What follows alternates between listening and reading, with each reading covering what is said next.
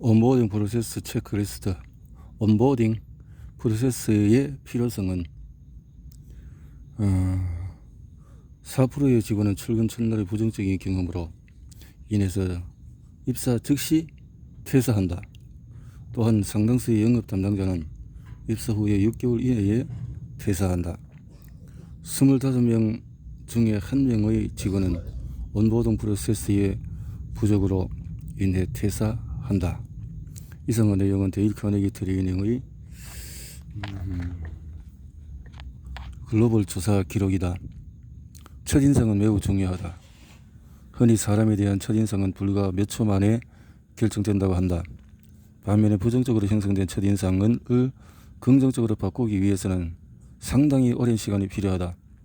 조직도 마찬가지다. 새롭게 채용한 영업 담당자가 팀에 합류하고 나서 그 첫 며칠은 그 당사자는 물론이고 기존 영업 담당자들과 관리자에게도 매우 중요한 시기이다. 의심의 여기 없이 오리엔테이션과 온보딩 프로세스는 신규 담당자의 정착에 있어서 매우 중요한 요소이다. 온보딩 프로세스란 말은 다들 들어봤을 것이다. 그러나 이것을 제대로 정의하고 있는 사람은 많지가 않다. 그리고 온보딩 프로세스를 체계화된 문서로 가지고 있는 사람은 더욱 적다. 그것을 실천하고 적용하여 신규 영업 담당자를 체계적으로 지원하는 영업 관리자는 극소수일 것이다.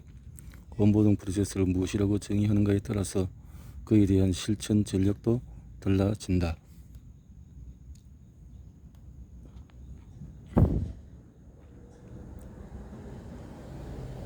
온보딩 프로세스를 무엇이라고 정의하는가에 따라서 그에 대한 실천 전략도 달라진다. 이런 경우에는 업무 관련자가 사내 인트라넷 사용법이나 헬프 데스크를 안내해주고 필요하면 도움을 요청하라고 하는 짧은 오리엔테이션으로 온보딩 프로세스가 대체된다. 또 다른 경우에 온보딩을 신규 직원을 위한 교육 과정으로 이해할 수도 있다. 그렇다면 회사에서 제공하는 신입사원 교육 또는 경력사원을 위한 워크숍, 그리고 부서 임원과의 1:1 면담을 가장한 정신교육이 온보딩 프로세스를 대체한다. 하지만 영업관리자에게 있어서 온보딩 프로세스에 대한 올바른 정의는 신규 영업 담당자가 조직과 직무에 통합될 수 있도록 도움는 실행 전략과 프로세스이다. 이 정의 속에서 관리자가 해야 할 일을 찾아야 한다. 온보딩 프로세스는 조직을 이해하는 과정이다. 구성원과 친밀한 관계를 형성하는 것을 포함해서 회사의 제도와 정책을 이해하고 여기에 적용하는 과정이다. 또한 직무를 파악하고 관련 능력을 습득하는 과정이다. 그리고 이 정의에는 통합이라는 말이 들어간다. 단순히 표면적인 이해가 아니라 화학적인 조화를 이룰 수 있도록 조직과 직무에 녹아들 수 있도록 적극적으로 돕는 구체적인 전략, 그리고 일련의 과정이 바로 올바른 온보딩 프로세스이다.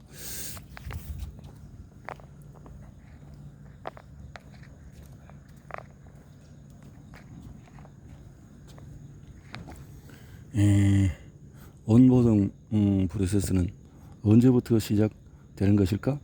신규 영업 담당자가 출근하는 바로 시작하는 것일까? 아니다. 온보딩 프로세스는 채용이 확정된 영업 담당자가 출근하기 전 적어도 10일 전부터는 시작이 되어야 한다.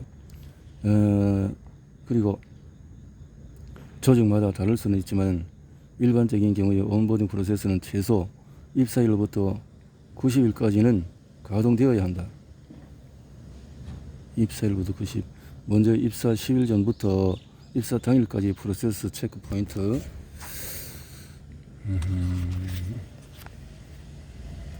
를 살펴보자. 새로운 회사의 출근 첫날을 혹시 기억하는가? 그때 마음은 어떠했는가?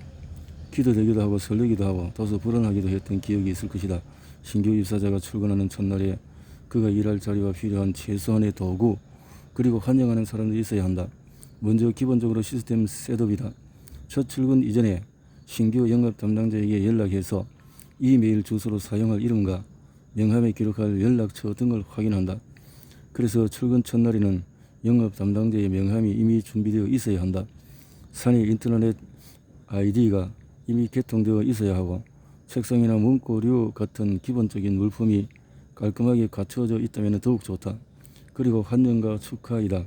거창한 이벤트까지 준비할 필요는 없겠지만 직원들에게 미리 공지하여 따뜻하게 환영해 줄 것을 당부해 두는 것이 좋다. 자원팀에게 미리 오리엔테이션을 요청해서 업무에 필요한 안내를 받는 과정이 매끄럽게 진행되어야 한다. 그럴 일은 없겠지만 신규 담당자가 출근하는 첫날에는 특히 지각하는 직원이 생기지 않도록 사전에 단단히 일러두어야 한다. 첫인상은 오래간다. 이 조직은 체계적으로 준비되어 있는 곳이라는 인상을 준다면 그 직원이 업무를 대하는 태도도 달라진다. 첫날부터 어수선한 모습을 보이게 된다면 신규 직원의 근무 기간이 해이해지는 것은 시간 문제이다. 다음은 입사 후에 30일까지다. 영업 담당자에게 가장 중요한 것은 아무래도 제품에 대한 지식과 경험을 쌓는 일이다. 20일 이내에 자세히 제품군을 모두 경험할 수 있도록 하는 교육 및 체험 스케줄이 작동되어야 한다. 생산 공장이나 창고가 있는 경우에 30일 이내에 방문을 다 마칠 수 있도록 하고 제품을 직접 사용해 볼 기회를 충분히 가지게 하거나 이론적인 제품 교육도 이루어져야 한다. 회사의 공식적인 스케줄이 별도로 있더라도 영업관리자는 특별히 이 부분을 신경 써서 챙겨야 한다. 영업은 자사 제품에 대한 내적 확신에서 시작된다는 것을 꼭 엄두에 두기 바란다. 30일 이내의 핵심 성과, 영역의 성과 표준이 명시된 직무 성과 기술서를 작성하도록 한다. 그리고 온보딩 기간에 달성할 수 있는 몇 가지 목표를 기술하도록 한다. 영업 사이클에 따라서 매출 혹은 잠재 고객 발굴량을 목표로 정할 수가 있다. 최초 90일 이내에 달성할 수 있는 적절한 주간, 월간 그리고 90일간의 활동 목표가 수립되어야 한다. 마지막으로 입사 후에 60일 또는 90일까지의 과정이다. 이 기간은 모니터링과 점검의 시간이다. 해당 기간의 목표가 달성되어 있는지, 시니어와의 영업 동행이 일정 횟수 이상 이루어졌는지, 그리고 그에 대한 피드백을 확인한다. 영업관리자와 1대1 코칭 미팅이 90일 동안 몇 회 이루어졌는지로 점검해보라. 90일째는 필요한 영업 스킬과 지식을 습득했는지 미팅을 통해 간단한 테스트를 해보는 것도 좋다. 이때 사내 정책과 업무상 필요한 보고책이나 자원 활용법은 이해했는지도 점검하고 추가적인 필요한 도움이 있는지를 확인한다. 중요한 건 이 모든 과정, 즉 입사일 이전부터 당일, 최초 30일 그리고 90일까지의 필수 실천 사항이 문서화된 체크리스트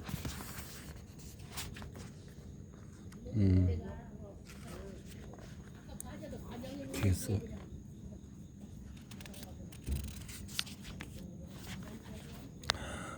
로 정리되어 있는가 하는 것이다. 간단하게도 하기라도 이 부분을 꼭 따로 정리해서 문서를 작성해두고 온보딩 프로세스 전반을 빠짐없이 관리하는 꼼꼼하고 친절한 관리자가 되어보지 않겠는가? 언젠가 광고 문구에서 이런 글귀를 본 적이 있다. 한 사람이 오는 것은 그 사람 삶 전체가 오는 것. 참 멋진 말이다. 사람을 채용한다는 것은 그 사람의 능력만 채용한다는 뜻이 아니다. 그의 생활, 인간관계, 가족의 생계, 그리고 미래의 꿈이 팀이라는 공동체에 함께 들어오는 것이다. 그런 관점으로 사람을 바라보고 받아들인다면 함께 멋진 조직을 만들어갈 유능한 인재를 알아보는 안목을 키울 수가 있다. 또한 그 사람 역시 당신이 최고의 리더라는 사실을 알아보게 될 것이다.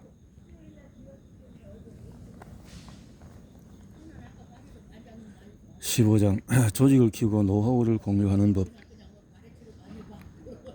조직을 키우고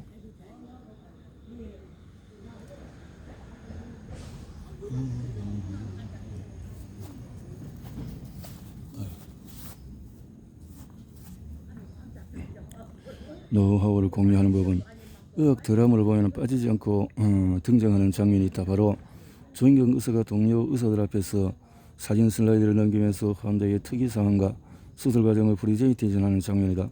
의학 용어를 섞어가면서 유창하게 환자의 케이스를 설명하는 장면을 통해서 주인공 의사가 얼마나 뛰어난 전문성을 가지고 있는지를 보는 이에게 잘 전달해준다. 실제로 의학계에서 환자의 케이스 스터디는 매우 중요하게 다뤄진다. 이렇게 환자의 특이사항과 수술 과정을 세세하게 구두나 서면으로 보고하는 행위를 외과적인 사례라고 한다. 이 보고서에는 환자의 상태, 해당 사례의 중요성, 환자의 인구학적인 통계상 특징, 과거 병력과 증상, 진단과 치료법, 시술이나 수술 과정, 발생할 수 있는 합병증과 문제점, 수술 결과, 그리고 제한 사항 등이 빠짐없이 세세하게 공유된다. 세상에는 수많은 사고나 질병이 있기 때문에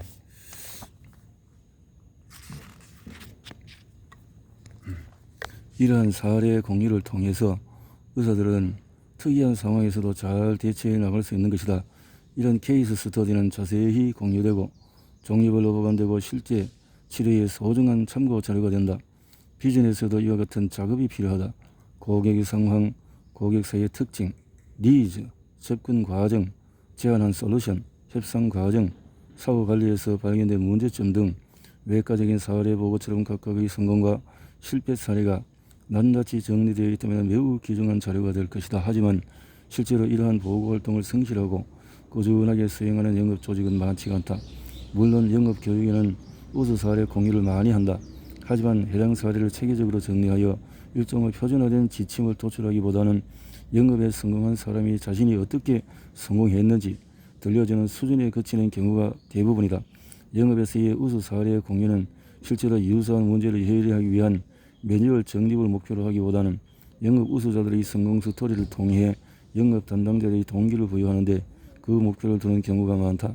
의학계의 수준까지는 아니더라도 우리가 영업 활동을 통해서 습득하는 지식과 스킬을 체계적으로 전수하는 작업이 일정의 학습 시스템으로 만들어져 간다면 영업 담당자의 문제 해결 능력은 날로 성장할 것이다.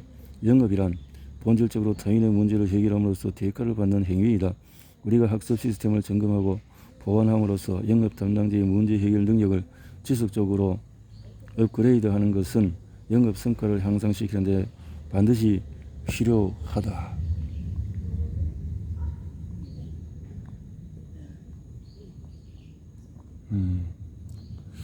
영업 조직과 학습 시스템은 티테 마우스와 레드 로빈, 아리드 호이스는 세계적인 석유 회사 그리고 로열 더치셀 출신의 유명한 경영 구루이다.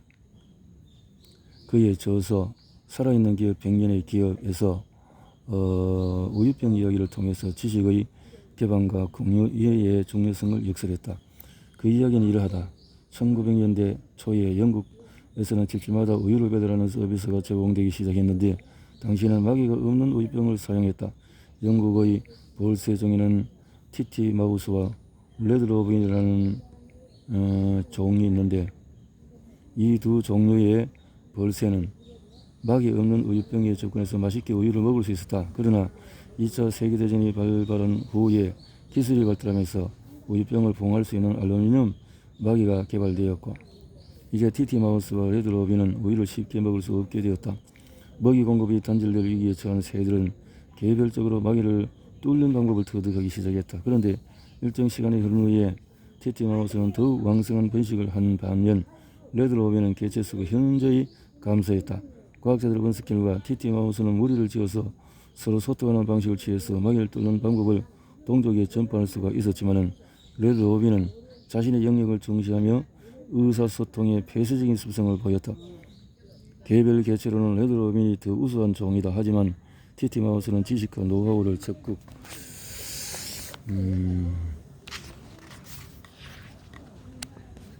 적으로 공유함으로써 더욱 종족을 늘릴 수가 있었고 롤러랩이란 그 반대의 길을 걷게 된 것이다. 21세기의 가장 성공적인 조직은 학습하는 조직이다. 당신의 경쟁사보다도 더 빨리 학습하는 능력이야말로 오래도록 지속될 수 있는 경쟁 우위를 차지하는 유일한 길이다. 이 이야기를 통해서 아리드 호이스가 강조하는 메시지이다. 그렇다면 우리의 영업 조직은 학습과 성장이 제대로 이루어지고 있는가? 조직이 가지고 있는 성공과 실패의 경험 그리고 거기에서 터득한 지식과 스킬은 어떤 시스템을 통해 체계적으로 공유되고 있는가? 뛰어난 인재를 보유하는 것만으로는 부족하다. 세상은 빠르게 변하고 있고 그 변화에 대응할 수 있는 유일한 길은 지속적으로 학습을 하고 성장하는 것뿐이다. 학습 시스템 구축의 필요성은 학습 시스템이란 무엇인가? 혹시 영업 담당자를 채용하고 나서 제품 교육을 시키고 매월 명사를 초청해서 강의를 듣는 활동을 학습 시스템으로 생각하고 있지는 않는가?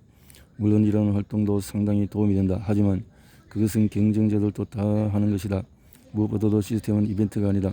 시스템이란 부분적인 개체들이 규칙과 질서에 의해서 연결되어서 작동하는 것을 말한다. 시스템은 예측 가능하고 지속적이다. 신입 담당자 교육이나 명사 초청 특강은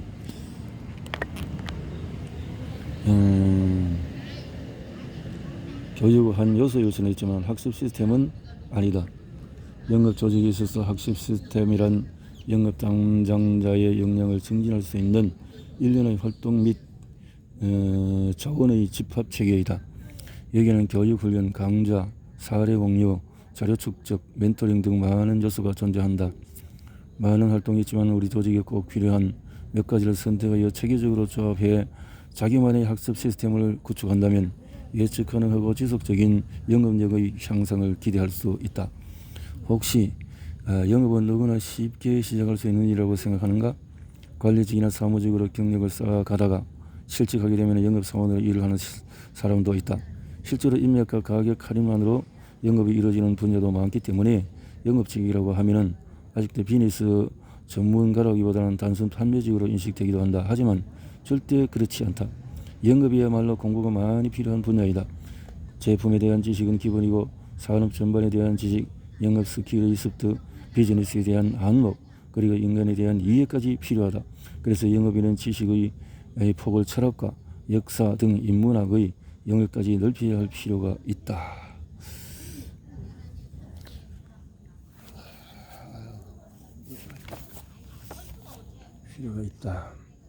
데일 카네기 트레이닝에서는 영업 전문가를 그 전문 성에 따라서 5단계로 나눈다. 가장 기초적인 1단계 영업인은 제품 강요자이다. 프로덕트 푸셔. 지인에게 이 제품 하나만 사달라고 조르거나 강요하는 사람이다. 당연히 전문가라고 할 수가 없다.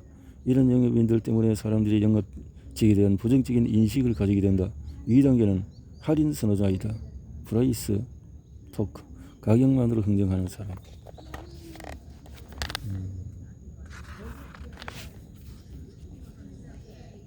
이들은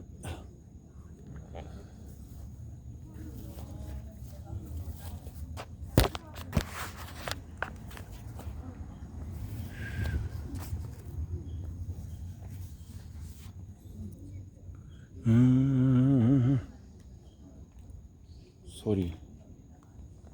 3단계는 주문 대기자이다. 고객이 요청하면 잘 설명하고 물건을 판매할 수는 있으나 적극적인 비즈니스 개척 정신과 문제 해결력은 여전히 부족한 상태이다. 4단계는 컨설턴트이다. 이 4단계에 이르러서야 비로소 영업 전문가라는 이름을 붙일 수가 있다. 컨설턴트는 말 그대로 컨설팅을 제공한다. 고객의 문제를 분석하고 대안을 제시하는 것이다. 3단계는 신뢰받는 조언자이다. 아침에는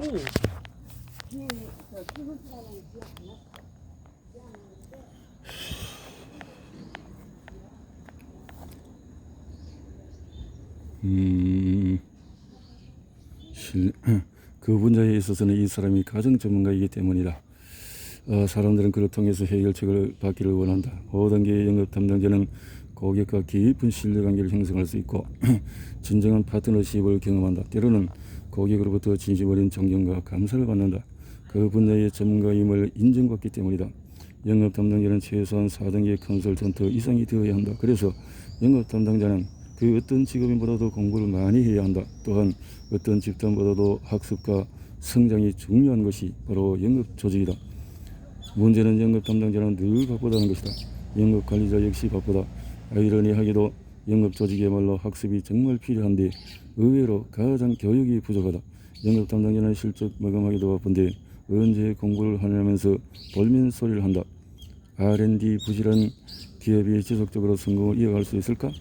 아무리 혁신적인 제품이라 하더라도 시간이 지나면 경쟁자에게 추월당한다. 그래서 수많은 혁신 기업이 끊임없이 새로운 버전으로 제품과 서비스를 업그레이드하는 것이다.